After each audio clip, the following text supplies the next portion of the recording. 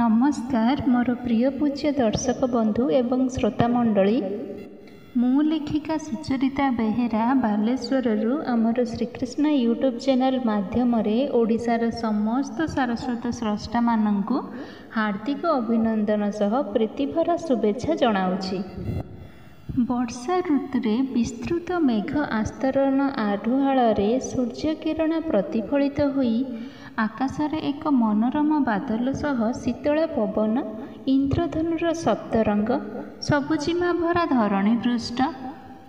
बिजुली घड़घड़ी रे त्रिभुवन प्रकंपित होई उठिबा कागज डंगार खेल खेलिबा पानी फोटका एवं बेंग बेंगुलीर स्वर रे धरणी पृष्ठ संपूर्ण रूपे सौंदर्यमय एवं प्रकृति पसरा दृश्य को वर्णना करी मोर स्वरचित कविता वर्षा परिवेषण करुअछि।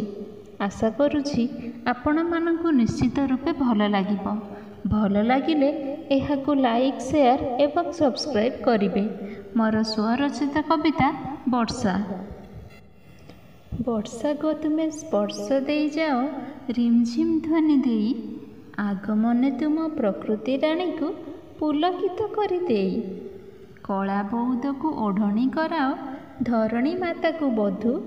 कागज डंगा भी भासी भासी जाए कुळु कुळु नाद शुभु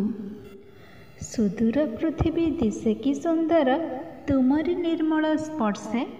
सबुजिमा भरा शोभा संभार रे प्रकृति पसरा हसे।